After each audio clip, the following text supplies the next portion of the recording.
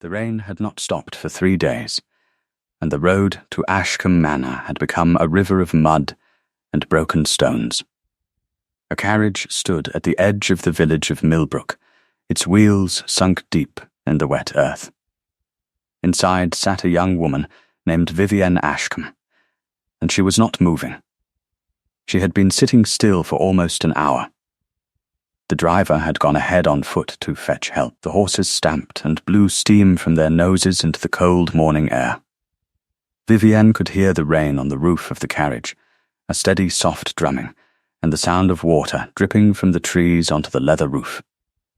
She could smell wet wool from her cloak and the faint scent of old leather from the seats. Her hands were folded in her lap. She was not crying. She had stopped crying 2 days ago. In 3 weeks, she was to be married. She had never met the man.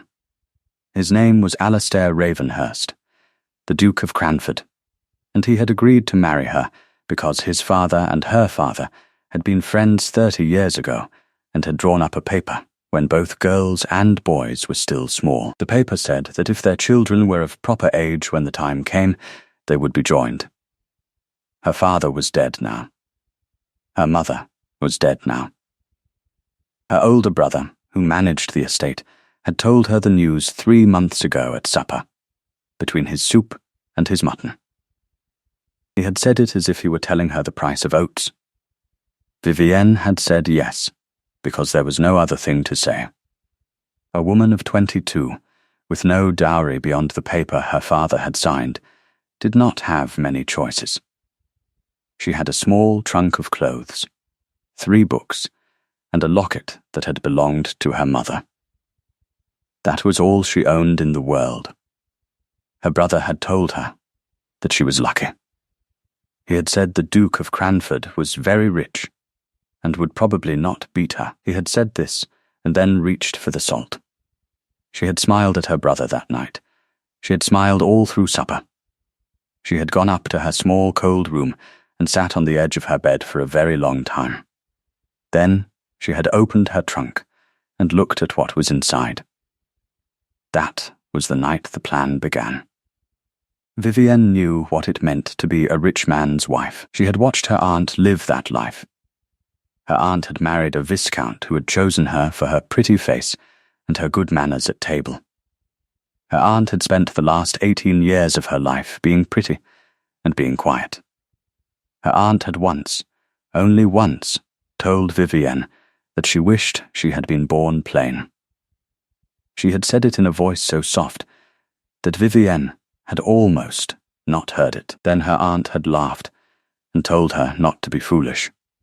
Vivienne did not want to be chosen for her pretty face. Vivienne wanted to be chosen for something that could not be taken away from her. She wanted to know, before she said her vows before God and man, whether the Duke of Cranford would look at her when she was not pretty, whether he would speak to her kindly when he did not know she was his bride, whether he was a man who could be a home to her, or whether he was a man who could only be a house. So, she had made her plan. She had written a letter to the housekeeper at Ashcombe Manor, a woman named Mrs. Pellick, who had known her mother. She had asked Mrs. Pellick to take her in as a scullery maid for 1 month. She had explained everything. Mrs. Pellick had written back within a week. Mrs. Pellick had said yes. Mrs. Pellick had said that any daughter of Lady Ashcombe would be welcome under her roof, in whatever clothes she chose to wear. And so Vivienne sat in a broken carriage in the rain, dressed in the dress of a scullery maid, rough grey wool that scratched her neck, a cloak with a torn hem, boots that had been sold to her by the wife of a farmer for 2 shillings. Her hair was pulled back tight under a plain cap. She had rubbed a little ash on her cheek before dawn. She had rubbed dirt into her fingernails. She had bitten the inside of her cheek to make her face look tired. She had left her real trunk with Mrs. Pellick's cousin in the village. All she carried now was a small bundle wrapped in brown cloth, and her mother's locket hidden under the wool at her throat. The driver had not known who she was. She had told him she was a maid going to a new position at the manor. He had grumbled about the rain, but had taken her money. Now she sat and waited. The rain hit the roof. The horses stamped. She could smell the damp inside of the carriage and hear the soft whistle of wind through the crack in the door. She was cold. Her toes had gone numb inside the borrowed boots. She thought about her mother, who had died when Vivienne was 12. Her mother had smelled of lavender and warm bread. Her mother had once told her that the only thing a woman truly owned was her own heart, and that she must never give it away to a man who had not earned it. Vivienne meant to make him earn it, or to leave quietly before the vows were said and go and find work as a governess in the North Country. She had that plan ready too. There was a sound outside. Not the driver's footsteps. A horse. A single horse coming slowly down the road, its hooves making a wet, heavy sound in the mud. Vivienne pulled her cloak tighter and lowered her head under her cap. She did not know why. Some instinct told her to be small. The horse stopped near the carriage. A man's voice called out, quiet but clear. "Is anyone inside?" Vivienne did not answer. She held her breath. She could hear the rain on the man's coat, a different sound from the rain on the roof. She could smell the horse now, the warm animal smell of a well-kept beast in wet weather. She could smell leather and something else, something like wood smoke. The door of the carriage opened. Vivienne looked up. The man standing there was not what she had expected. He was tall, taller than the door frame, and he had to bend to look inside. His coat was dark and plain but well cut, the kind of coat a country gentleman might wear for a long ride. His boots were muddy to the knee. His hair was dark and wet and pushed back from his forehead. His face was not handsome in the way girls dreamed of.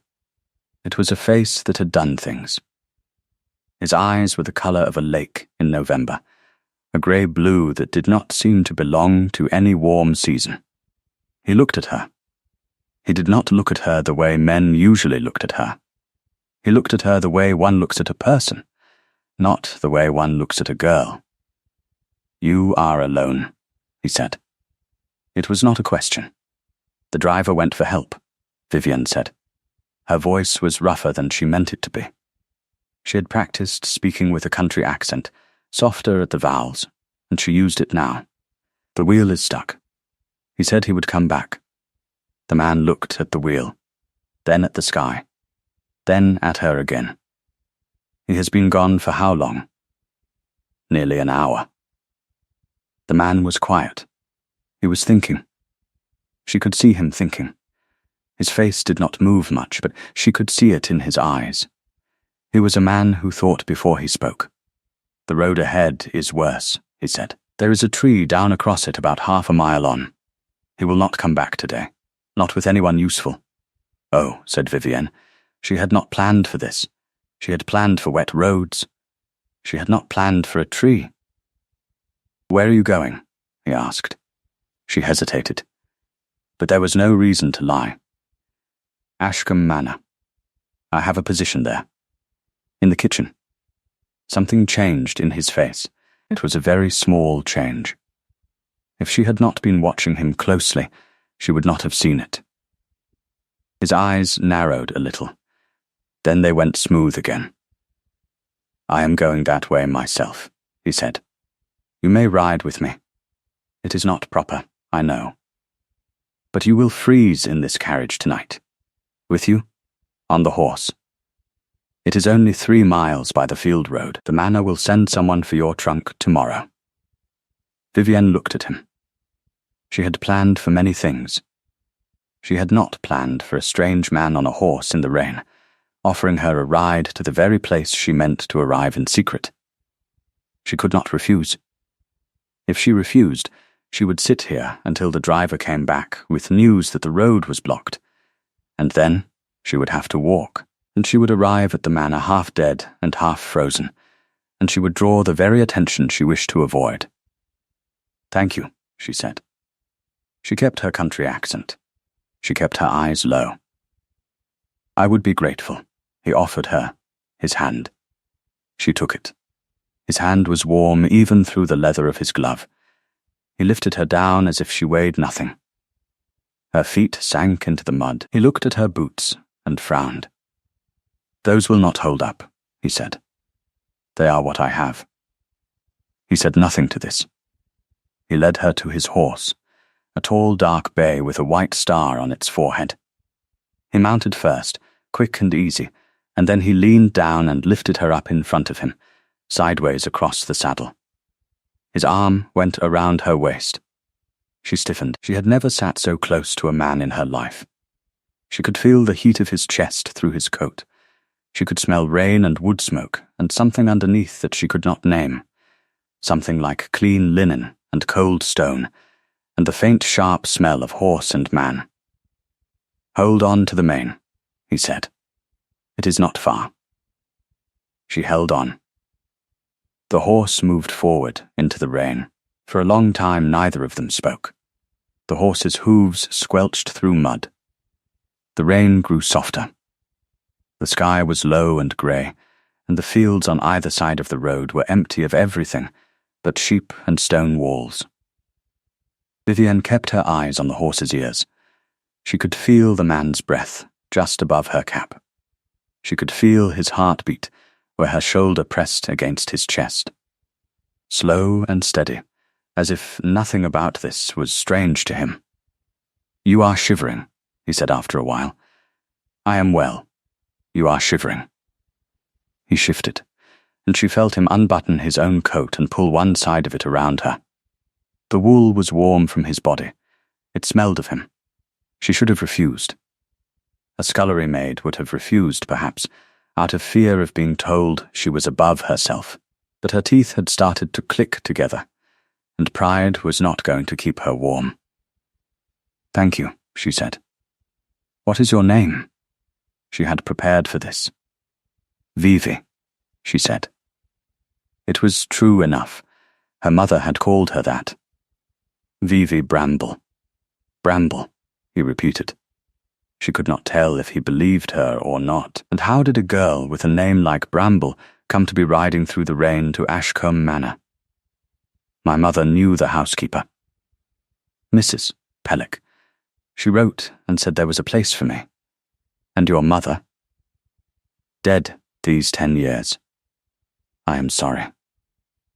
She glanced up at him, despite herself. She had not expected that. Most gentlemen did not say sorry to a maid. Most gentlemen did not speak to a maid at all beyond an order. He was looking straight ahead over her cap, his face calm. She could not tell what he was. "And you, sir?" she asked. She thought she should ask. It would be strange not to ask. "What brings you to the manor?" He was quiet for a long moment. "Business," he said at last. "The Duke of Cranford is a friend. I am staying a few weeks. There is a matter he wishes my opinion on." "Oh," said Vivienne. She kept her face still. Her heart, though, gave one hard beat, and then another. A friend of the Duke of Cranford.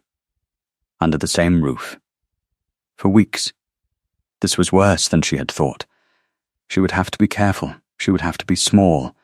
She would have to keep her cap low and her voice low, and her hands busy, and never let this man look at her too closely. She did not know yet that he had already looked at her more closely than she guessed. She did not know that the Duke of Cranford was not staying at Ashcombe Manor. She did not know that she was riding through the rain in the arms of the very man she had come here to test. Alistair Ravenhurst, Duke of Cranford, held the girl steady on the saddle in front of him and thought that this was not the arrival he had planned. He had ridden ahead of his own household by 4 days. He had left his valet and his manservant and his heavy trunks in London. He had taken only his horse and a small saddle-bag and the plain clothes he wore for country riding. He had come this way because he wished to see Ashcombe Manor before Ashcombe Manor saw him. He had wished to walk the fields where his bride had grown up, to speak to the villagers, to ask a few quiet questions in the taproom of the inn, and to form his own picture of the woman he was to marry. He had reason for this. His first betrothed, 7 years ago, had turned out to be a woman who wept prettily in his presence and struck her chambermaid across the face when she thought no one was watching. He had broken the engagement 3 days before the wedding. It had cost him a great deal. It had also cost him something in himself. He had promised then that he would never again marry blind. So, he had ridden out to sea, and on the road he had found a carriage stuck in the mud, and inside the carriage a girl with ash on her cheek, and boots too big for her feet, and eyes the colour of dark honey. And she had told him she was going to Ashcombe Manor to work in the kitchen. She was not a kitchen maid. He had known it in the first moment. Her hands were too clean under the dirt.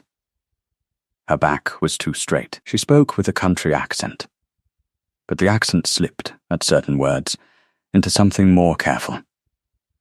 And her eyes, when she had looked up at him from the carriage floor, those were not the eyes of a girl who had grown up scrubbing pots. Those were the eyes of a girl who had grown up reading books. He had said nothing about any of this. He had lifted her onto his horse and put his coat around her, and he had watched her, quietly, as they rode. He was a patient man. He had learned to be. He had all the time in the world to find out who she was. They rode down into a small valley and up the other side.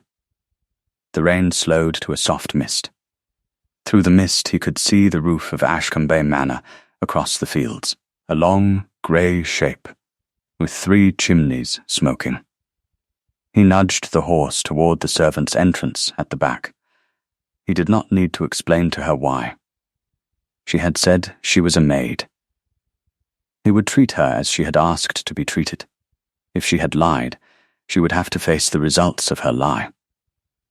At the kitchen door, an old woman opened it before he had raised his hand. Mrs. Pellick had a face like a well-kept apple, small and round and lined with careful wrinkles. She took one look at the girl on the horse and one look at him, and something moved across her face that she smoothed away in a breath. "Sir," she said, dropping a curtsy. "This young woman was stranded on the road," Alisar said. "She says she is expected here." "Yes, sir, yes. We have been waiting for Vivi." "Come down, girl. Come inside. You are half drowned." He lifted the girl down. She stood a moment on unsteady feet, holding on to the saddle. Then she looked up at him. It was the first time she had looked at him full on, in the light of the kitchen doorway, without her head bent. Her eyes were dark honey, yes, but there was something behind them that made him understand he had been right to be careful. There was a mind there. There was a person watching him from behind that face, taking notes. "Thank you." "Sir," she said. Country accent, again. "Perfect, you are welcome, Vivi Bramble." He said her name slowly. He watched her face. She did not flinch, but something in her jaw tightened, just for a breath, and then relaxed. She had heard him hear it. She knew. She dropped a small curtsy, too neat for a scullery maid, but he did not point it out, and turned and went inside. Mrs. Pellick looked at him. "Sir," said Mrs. Pellick, in a different voice than she had used before, "may I ask who I have the honour of receiving?" Alistair looked at her. He liked her face. It was the face of a woman who had kept secrets for a long time, and would keep this one too if he asked her. "A friend of the family," he said. "I am expected. But not until Friday. I have come early. My name will be given to you tomorrow. Tonight I would prefer to be a traveller who was caught in the rain." Mrs. Pellick studied him. Then she nodded once, slowly. "There is a room in the west wing that is ready, sir. I will have Peggy light the fire. Will you take your supper in the small dining room?" "I will." "And the girl, sir?" He paused. "Treat her exactly as she has asked to be treated. Not one small kindness more. Not one small kindness less. Do you understand me, Mrs. Pellick? Mrs. Pellick's mouth moved in something that was not quite a smile. I understand you, sir. He handed his reins to a stable boy who had come running through the mud, and he walked into the house that was to become his by marriage in 3 weeks' time. He did not know yet that he had already made the most important decision of his life. He only knew that a girl with dark honey eyes and ash on her cheek was somewhere inside these walls, and that he intended, very quietly, to find out who she really was. That first night, Vivienne slept on a straw mattress in a small room above the kitchen with 2 other maids. One of them was a red-haired girl named Peggy, who talked in her sleep, and the other was a thin woman of 40 named Bess, who did not talk at all, awake or asleep. The room smelled of wood smoke from the kitchen chimney below and of the tallow candles the maids used. The blanket was rough, the pillow was thin. Vivienne lay on her back and looked up at the low ceiling and listened to the house settle around her. She had done it. She was inside. Nobody had recognized her. Mrs. Pellick had greeted her with the kind of formal kindness she gave any new servant. No more, no less.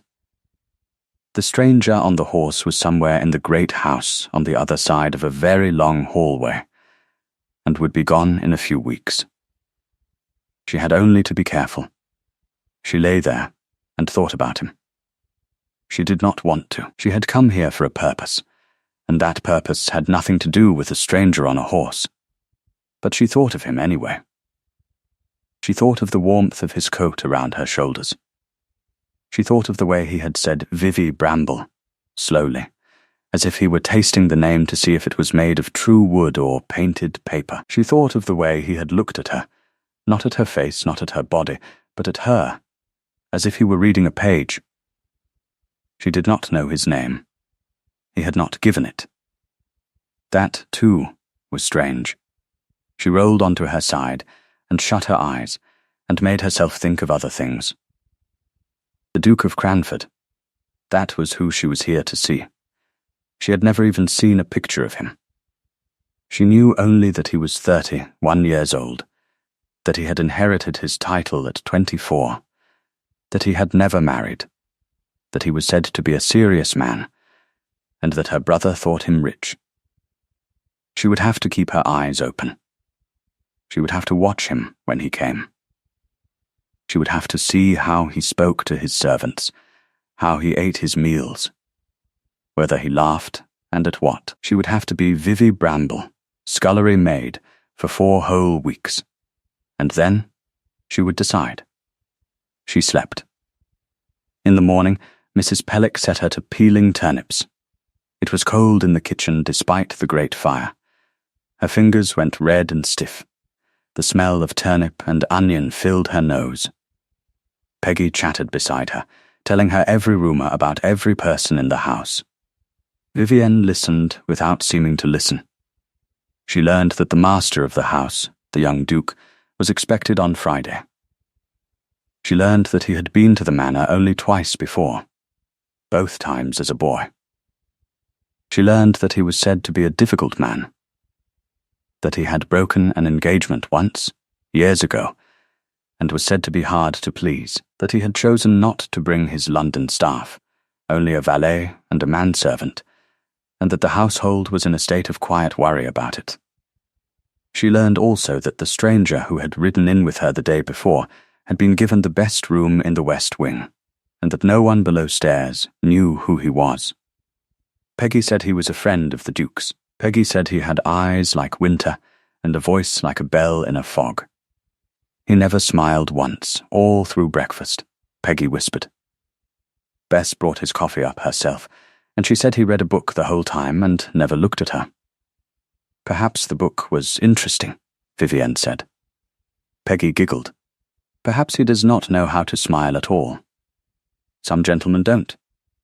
Vivienne thought about that. She thought about the small movement of his mouth in the rain, when she had asked him what brought him to the manor. It had not been a smile. But it had not been nothing either. She was carrying a bucket of peels out to the yard when she saw him. He was in the stable court, in a plain riding coat, feeding an apple to a small brown pony. There was a boy beside him, the stable boy, 12 years old at most, thin as a whip. The boy was crying. Vivienne stopped in the doorway. She did not mean to watch. She stood with the bucket on her hip and she watched. The stranger was not scolding the boy. He was crouched down beside him, at the boy's eye level, and he was showing him something. His hands were steady. He was showing the boy how to hold his palm flat so the pony would not nip his fingers when it took the apple. He was showing him how to speak quietly to a frightened horse. He was doing this in the yard, in the mud, on his knees in his good coat, and there was no one around to see, except a scullery maid he did not know was watching from the kitchen door. The boy tried it. The pony took the apple. The boy laughed through his tears. The stranger stood up. He put a hand on the boy's shoulder, not long, just a moment. Then he turned and led the pony back into the stable, and did not look back. Vivienne stood in the doorway with the bucket of peels growing heavy in her arms. She did not know what to do with what she had just seen. She could not add it to any picture she had of him yet. She did not know him well enough to know if this was normal for him or rare. She only knew that whatever kind of man he was, he had not done this for anyone's benefit. There had been no witness in his mind but the boy and the pony. He had done it because it needed doing. She carried the peels to the compost heap. She kept the picture in her mind. She meant to think about it later. She did not know that from the stable window, Alastair had watched her watch him. He had known she was there from the moment she stepped into the doorway. He had let her see, because he wanted her to see the boy. Not himself. The boy had been crying since dawn because his father, the head groom, had struck him for letting a horse throw a shoe. Alastair had already spoken to the head groom, quietly, in the tack room. It would not happen again. That was between him and the groom. What he had wanted the girl to see was a boy who could still learn something new, on a cold, wet morning, in a place where he had been shamed. He did not know why he had wanted her to see it. Only that he had. On the third day, he came into the kitchen. The kitchen was not a place for gentlemen. Everyone knew it. Mrs. Pellick was in the middle of scolding a fowl for being tough when the door from the passage opened and the stranger walked in, and every woman in the room stopped what she was doing and stood up straight. "Sir," said Mrs. Pellick, "I came for tea," he said. "The bell in the library is broken, and I did not wish to shout down the stairs. I will send Peggy up with a tray, sir. No need. I will take it here, if you will allow it. I have been indoors too long." Vivienne was at the long scrub table, with her sleeves rolled up and her hands in a bowl of cold water. She was cleaning parsley. She did not turn around. She kept her back to him, and her head bent. Her heart was going quickly. She heard him sit down at the small side table by the fire. She heard the scrape of the chair. She heard Mrs. Pellick clear her throat and send Peggy for the kettle. She heard the clink of cups. She heard him say, quietly, "Do not stop your work on my account, ladies. I am only here for a cup of tea." Vivienne did not stop. She washed the parsley and she chopped it fine on the board, and she kept her cap low and her face turned away, and she did not look at him once. But she felt him look at her. She felt it as one feels the sun through a curtain. She felt his eyes rest on her back for a long moment, and then move away, and then come back, and then move away again. He was doing it slowly, without any sign of hurry. He was doing it the way one looks at a page one is trying to memorize. Mrs. Pellick set his tea before him. He thanked her by name. He asked after her nephew who was down with a fever in the village. Mrs. Pellick answered with more warmth than a woman of her position was supposed to show a strange gentleman. Vivienne understood then that Mrs. Pellick knew who he was, and had known from the first night. She kept chopping. Her hands were steady. Her breath was not. "You there," he said. She did not turn. Peggy did. Bess did. Vivienne kept chopping. "You with the parsley." She turned. She kept her eyes on his boots. "Yes, sir, come here." She wiped her hands on her apron and walked around the table. She stopped at what she thought was a proper distance and dropped a small curtsy. She looked up only as far as his cravat. "Sir, I understand you came to us on Monday in some difficulty," he said. His voice was mild. He was sipping his tea. Mrs. Pellick had turned back to her fowl and was chopping with unusual enthusiasm. "Your trunk. Was it recovered?" "Yes, sir, Mrs. Pellick sent a boy on Tuesday. It came yesterday." "Good, and the boots?" She glanced down at her feet before she could stop herself. She had put on the good shoes Mrs. Pellick had lent her that morning. She had left the borrowed farmer's boots in the boot room to be cleaned. "They are drying, sir. They will not hold up in another rain. They are what I have, sir." He looked at her over the rim of his cup. She kept her eyes on his cravat. It was black silk. It was tied simply. There was a small line of embroidery along one edge that a servant had put there, and that a gentleman would not have chosen for himself. He had let his valet tie it. He was not vain. "Very well," he said. "You may go." She curtsied again. She went back to her parsley. Her heart was still going quickly. She did not know if she had passed his test or failed it. She did not even know what test it was. That night, after supper below stairs, Mrs. Pellick called her into the small room by the pantry where the housekeeper kept her accounts. She shut the door. "Sit down, girl." Vivienne sat. "Mrs. Pellick, hush. Listen. He knows you are not what you say." "Are you sure?" "He has said nothing. He has done nothing. But I have been in service 40 years. He knows." Vivienne put her hands flat on the table. "Will he say?" "Not yet. He has not said it to me, and he has not said it to you. He has decided to watch, is my guess. He is a watching kind of man."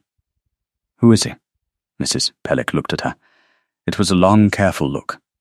"You will find out at the proper time, and when you do, you will remember that I told you nothing. I was hired by your mother's cousin, and I owe your mother's daughter my honesty. But I was hired by his father's steward before that, and I owe him mine. So I will hold my tongue. But I will tell you this, Vivi. If you are here to test him, he is now testing you back. That is what he is doing. That is why he came into my kitchen for tea. That is why he asked after your boots. He is measuring you against a picture in his head, and you had best decide what picture you wish him to see." Vivienne did not sleep well that night either. The next morning, a pair of boots was left outside the maid's room. They were plain, black, sturdy, exactly her size. There was no note. Peggy picked them up and squealed and said someone had given her a present. Bess said in her dry voice that they were too small for Peggy and probably belonged to the new girl. Vivienne looked at the boots and then at Bess, who looked back at her with the flat, calm expression of a woman who had seen everything at least twice. "Take them," said Bess. "Or don't." But somebody paid for them. Vivienne took them. She did not thank him. She wore them the next day when she went to the well, and when she carried the eggs from the hen house, and when she scrubbed the front step because Peggy had a cold. She wore them, and she thought about him. He did not come to the kitchen again. But she saw him in the yard, walking with Mrs. Pellick, looking up at the roof where a slate had come loose. She saw him in the library window, reading. She saw him ride out one afternoon and come back late with his coat splashed to the shoulders. She saw him once at dusk, standing by the stone wall of the kitchen garden, alone, doing nothing, just looking at the sky. That last one she watched for a long time from the pantry window. He did not know she was there. He stood with his hands in his pockets and his head slightly back, and he watched the last light go out of the clouds, and she thought he looked like a man carrying something heavy that he was allowed, in that one small moment, to set down. On Friday, the Duke of Cranford was to arrive. Vivienne woke before dawn. She lay in the dark, listening to Peggy breathing on one side of her, and Bess breathing on the other, and the wind pushing at the shutters. She thought, Today I will see him. And she thought, also, of the stranger in the West Wing, and how he had said he was a friend of the Duke's, and how she had promised herself she would keep her eyes down when the Duke arrived, and how she would try to see the man she was to marry. The house was in a state of soft, busy hurry all morning. Peggy polished silver until her hands were black. Mrs. Pellick baked 3 loaves and killed a hen. Bess laid a fire in the great dining room. Vivienne scrubbed the front steps for the second time that week, and swept the entrance hall, and beat 2 rugs in the yard until her arms ached. The sky was grey, but not raining. The air smelled of wood smoke and wet leaves. At 3 in the afternoon, a carriage came up the drive. Vivienne, on her hands and knees in the great hall, polishing the last inch of floor near the front door, heard the wheels on the gravel. She heard Mrs. Pellick's quick step behind her. Up, girl, out of sight. Into the passage. Vivienne rose and went into the servants' passage, and stood with her back against the wall and her heart in her mouth. She could see through the crack of the door. She could see the front step. She could see the hall. The stranger came down the great staircase in a black coat. He was dressed as she had not seen him. Cravat white as new snow. Boots polished until they gave back the candlelight, his hair combed, his hands empty. He walked down the stairs the way a man walks who has been in that house all his life, though she knew he had not. He reached the bottom step as the front door opened. The butler, a man named Corvin, who had come with the stranger from London 3 days earlier, Vivienne had not known this, had assumed Corvin was of the manor, bowed low. Your Grace, welcome home. Vivienne felt the passage wall go cold behind her. The stranger, Alastair Ravenhurst, Duke of Cranford, did not turn around. He stood in the hall in his black coat and let the words settle over the household like snow. Thank you, Corvin, he said, and his voice was the same voice that had asked her, in the rain, whether she was cold. Vivienne's hand went to her mouth. She backed away from the crack in the door. She backed all the way down the passage to the kitchen. She sat down on a bench. Mrs. Pellick came in behind her and shut the door and stood looking at her with a face like a closed book. Sit still, girl. He is yes. He knew. From the beginning. He knew who I was. He knew you were not who you said. Whether he knew you were his bride, I cannot say. He must have. He must have. Then that is between him and you. Vivienne put her face in her hands. She was not crying. She was too full of something to cry. She was full of the memory of his arm around her waist in the rain, and the smell of his coat, and the boots outside her door, and the way he had looked at her in the kitchen when he asked about the parsley. He had known. He had been on his own errand of secret sight, the same as she had been. He had come early, dressed plain, to see the truth. He had found a girl in a stuck carriage in the mud, and he had lifted her up on his horse, and he had held her steady through 3 miles of rain, and all the while he had been reading her page by page. She did not know whether to be furious or ashamed. Both feelings arrived at once, and left her sitting on the bench with her hands over her mouth for a long time. Mrs.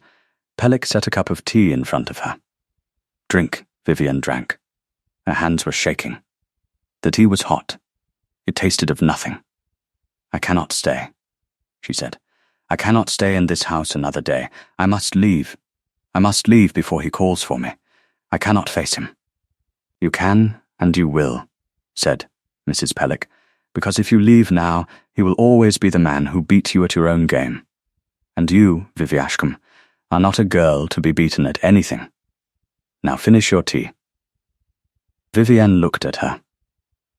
"You knew who he was." "I knew from the moment he stood in my kitchen doorway." "Why did you not tell me?" "Because he asked me not to, and because I had promised you my honesty about who you were, not about who he was." "That is not honest." "It is exactly honest," said Mrs. Pellick, and for a moment her old face was hard as a stone. "I told you no lie. I told you to be careful. I told you he was measuring you. What more did you want, girl? A signed letter?" Vivienne looked at her cup. "No. Finish your tea, then wash your face and your hands. Then go and change into the clean dress I have laid out on your bed. Then come back down and wait in the small parlour.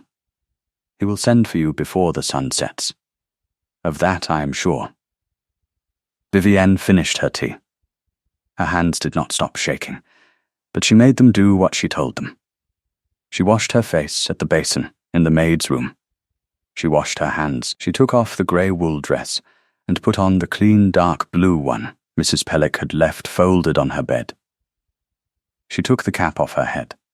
She combed her hair. She looked at herself in the small cracked glass on the wall. She was still dirty, in places she could not scrub off. She was still Vivienne Ashcombe. But she was not a scullery maid any more. The girl in the glass looked back at her with dark honey eyes, and the eyes were angry, and they were also afraid, and they were also something else. Something she did not have a word for yet. She sat in the small parlour for 2 hours. Mrs.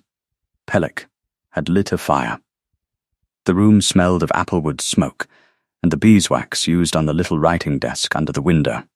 She could hear, faintly, the sound of voices from the great dining room where the Duke was taking his first meal in his own house.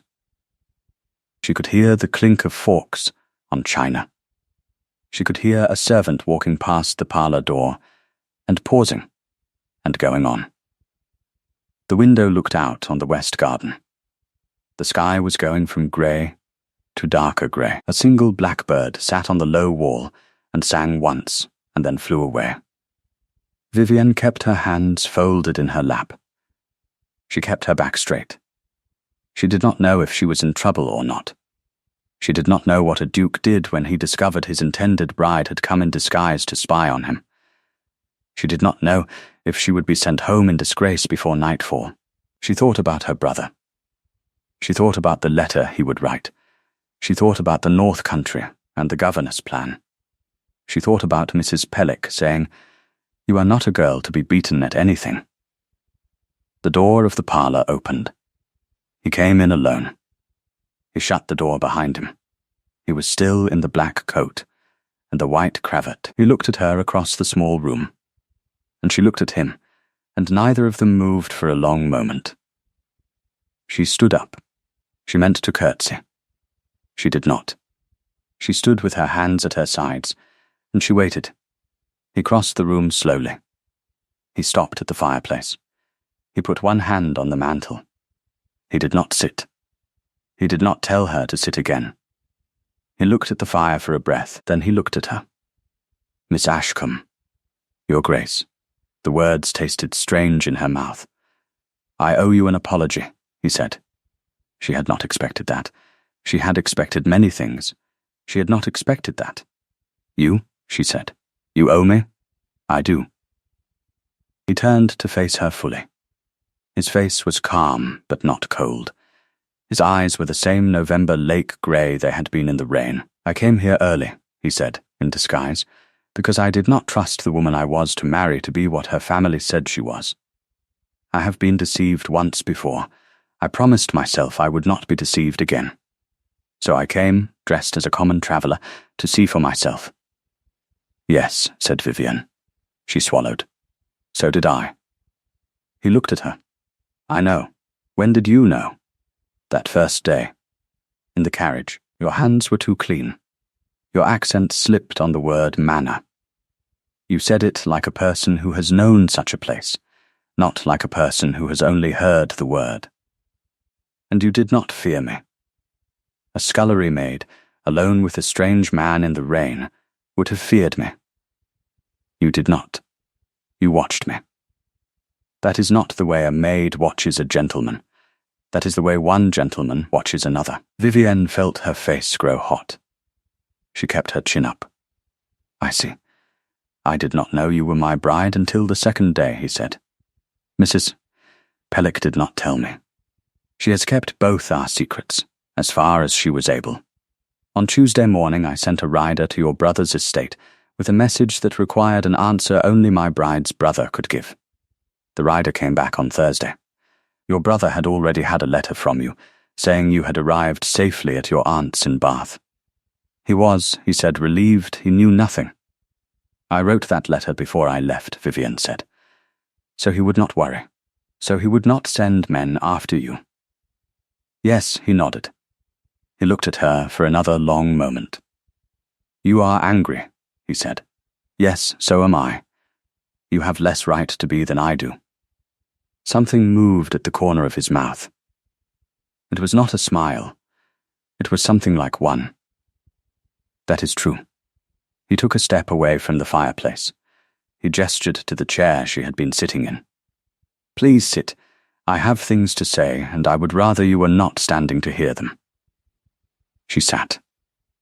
He drew up the other chair and sat opposite her. Not close. Just across. The fire was between them and to one side. She could see his face lit warm on one cheek and dim on the other. He put his hands on his knees. His hands were the same hands that had lifted her out of the carriage. She looked at them. When I found you in the rain, he said, I already suspected. When you told me you had a place at the manor, I was almost certain. I could have told you then who I was. I did not. I chose not to. That was my choice, and I own it. I told myself I was being careful. I told myself I needed more time. But that is not the whole truth. He paused. She waited. The whole truth, he said, is that I wanted to see who you were when you did not know I was watching. Not the woman your brother described. Not the woman your father promised my father when we were both children. You, I wanted to see you. She did not speak. She kept her hands in her lap. I have seen you now, he said. For 4 days. I have seen how you speak to Peggy, who is silly, and to Bess, who is not. I have seen how you carry a bucket. I have seen how you watched me with the stable boy in the yard. I have seen how you did not thank me for the boots, because you understood that boots left outside a door with no name on them were not a thing to be thanked for.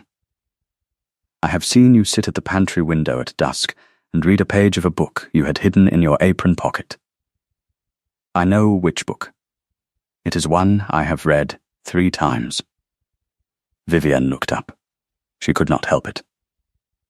Which book? Cowper's poems. The old blue-bound copy from the parlour bookshelf. Peggy said you had taken it, because a page was folded at the corner, and Peggy noticed. She told me because she thought it was funny that a maid should like poems. I did not correct her. Vivienne felt something crack quietly in her chest. Not break, only crack, as thin ice cracks under a boot. She looked at him. He looked back at her. You have seen me, she said. What have you seen, Your Grace? He was quiet for a long moment. She could hear the fire and the soft ticking of the mantel clock, and, very far off, the sound of Peggy laughing in the kitchen at something Bess had said. I have seen a woman, he said, who did not need me, who came here on her own errand at great cost to herself, because she would rather be a servant in a strange kitchen than a stranger in a strange bed. I have seen a woman who did not use her beauty to arrange her rescue, who did not weep prettily when I asked her name, who did not perform being cold when she was cold, who let me put my coat on her because she was practical, and thanked me once, and never mentioned it again. I have seen a woman who watched me feed an apple to a pony and understood that it had nothing to do with her. It had nothing to do with me. It had nothing to do with anyone. That is why it mattered that you saw it.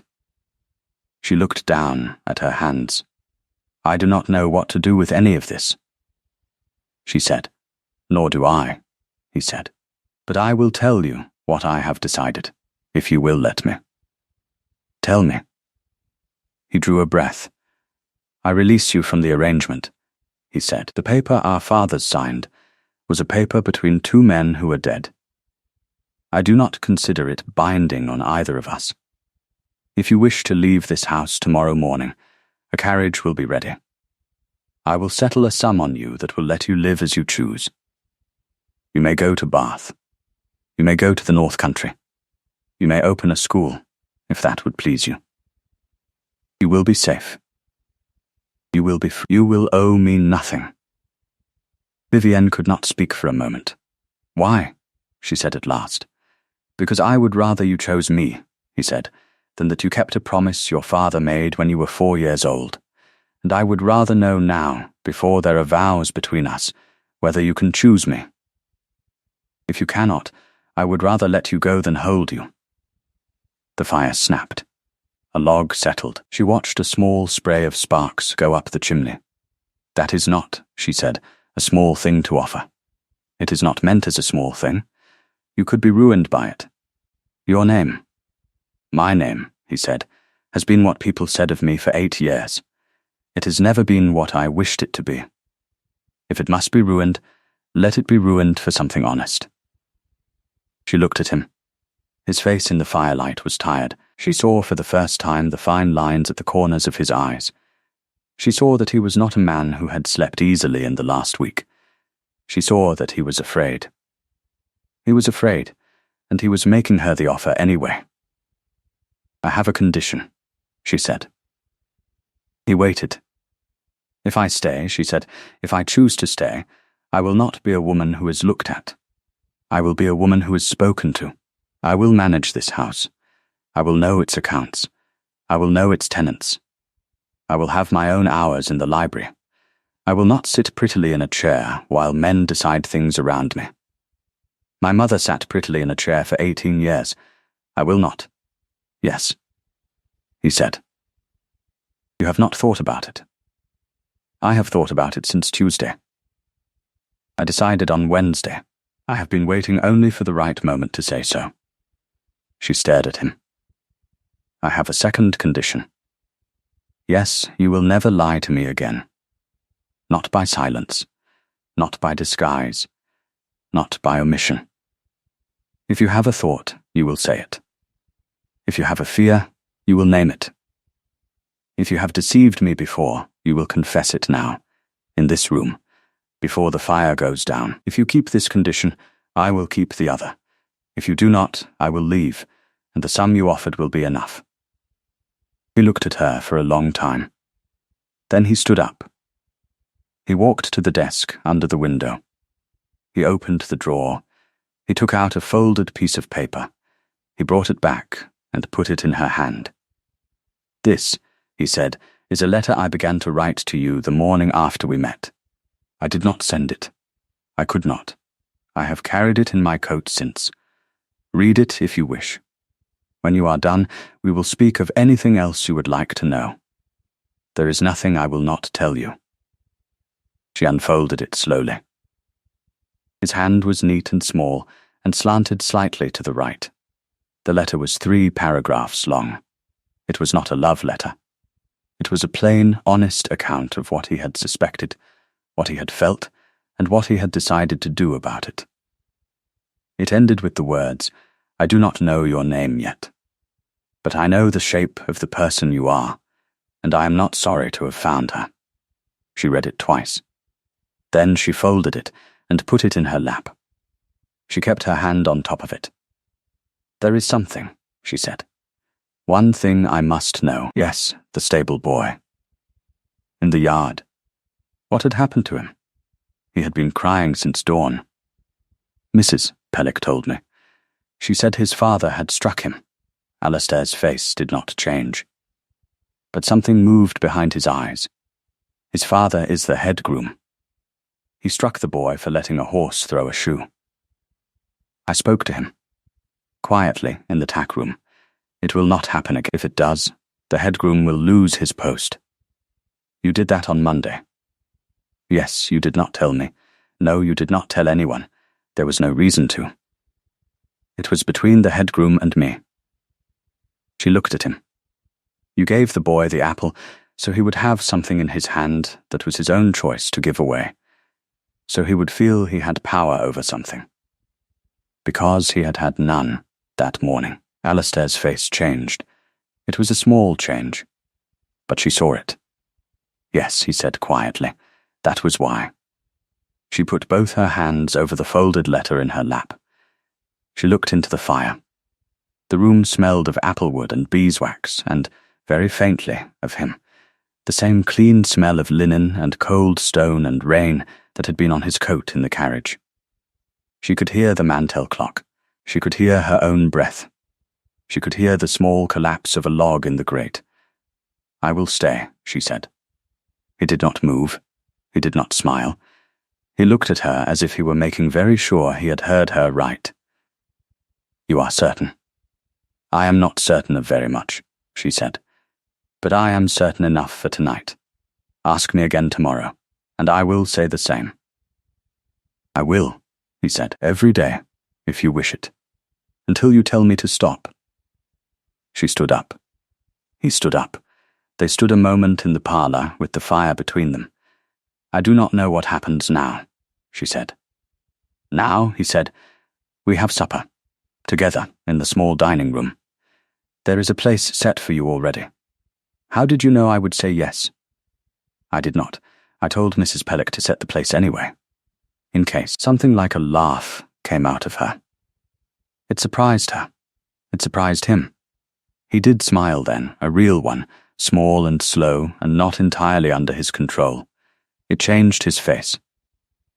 She looked at him and thought, oh, so that is what he looks like when he is not being careful. He offered her his arm. She looked at it. Then she looked at him. Then she took it. They walked out of the parlour together, and down the long passage, and into the small dining room, where two places were set at one end of a long table. A single branch of candles burned in the middle. The room smelled of roasted fowl and rosemary and warm bread. Mrs. Pellick stood by the sideboard, with her hands folded. She saw them come in together. She did not smile, but her old face went soft in a way it had not gone in years, and she made her curtsy deeper than she needed to, and she went out of the room and shut the door, and did not come back until she was called. They ate. They spoke of small things at first. The weather, the state of the roof, the tenant farms. He asked her, at one point, what she had done in the 4 days when she had been Vivy Bramble, and she told him. The peels, the parsley, the stone step scrubbed twice, the pony in the yard. He listened. He did not interrupt. He asked her 1 or 2 questions. He did not laugh at her, though there were places in the story where a lesser man would have laughed. She asked him, in her turn, about the disguise, about why he had chosen the plain coat and the mud on his boots, about what he would have done if he had not liked what he found. I would have gone home, he said, and written your brother a letter, and paid the settlement and gone on. Would you have told me? No. I would have let you keep your dignity. That would have been the least I owed you, for wasting your name on the arrangement. That was kind. It was not kindness. It was decency. There is a difference. There is, she said. They did not stay long at table. Neither of them had much appetite. After the pudding, he walked her to the foot of the great staircase. Mrs. Pellick had prepared a room for her in the east wing.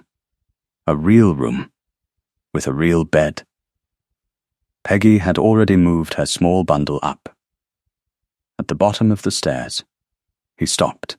"I would like," he said, "if you are willing, to walk in the garden with you tomorrow morning, before breakfast. There are things about this house I would like to show you. Things about myself I would like you to know. I would like that. 10 of the clock? 9, if you please. I have been rising at 5 all week. 10 will feel like noon." He did smile again then. It was still a small smile, but it was easier. It reached the corners of his eyes. 9 then. He did not kiss her hand. He did not touch her at all. He stood back from the bottom of the stairs and gave her a bow. She curtsied. Neither of them was in the mood for showing off. She went up the stairs alone.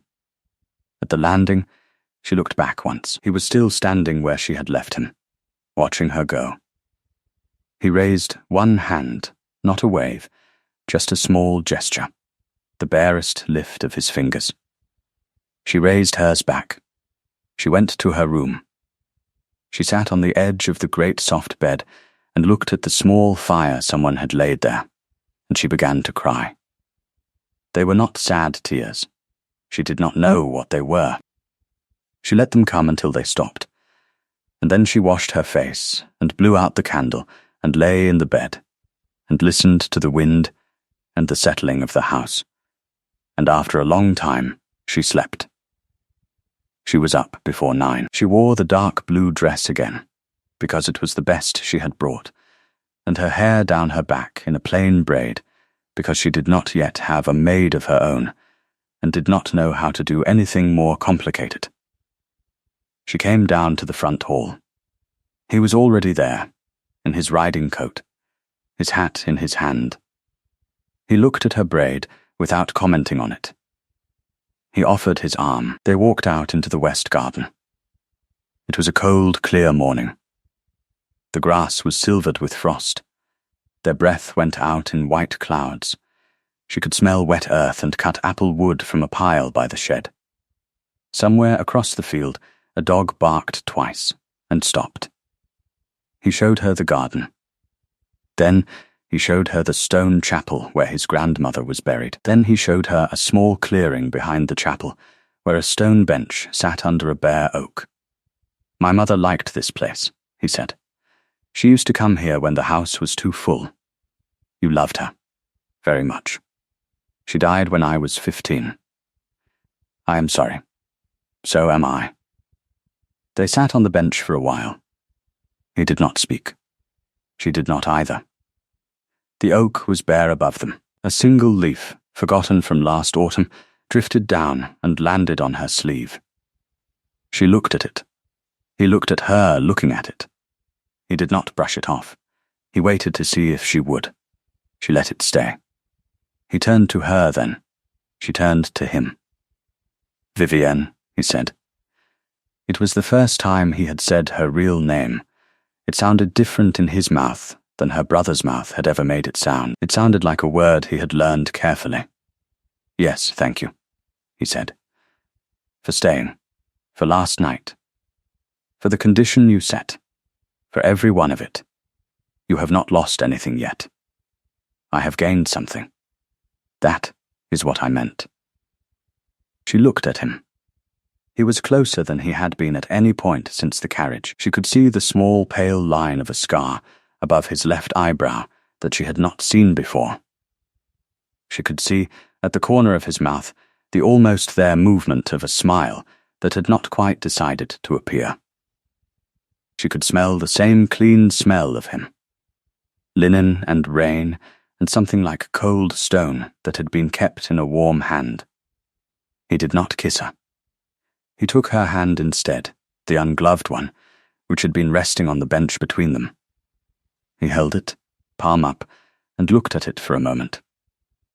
Then he closed his own around it, slowly, so that the warmth of his hand met the cold of hers, and he did not let go. 9 of the clock tomorrow? He said.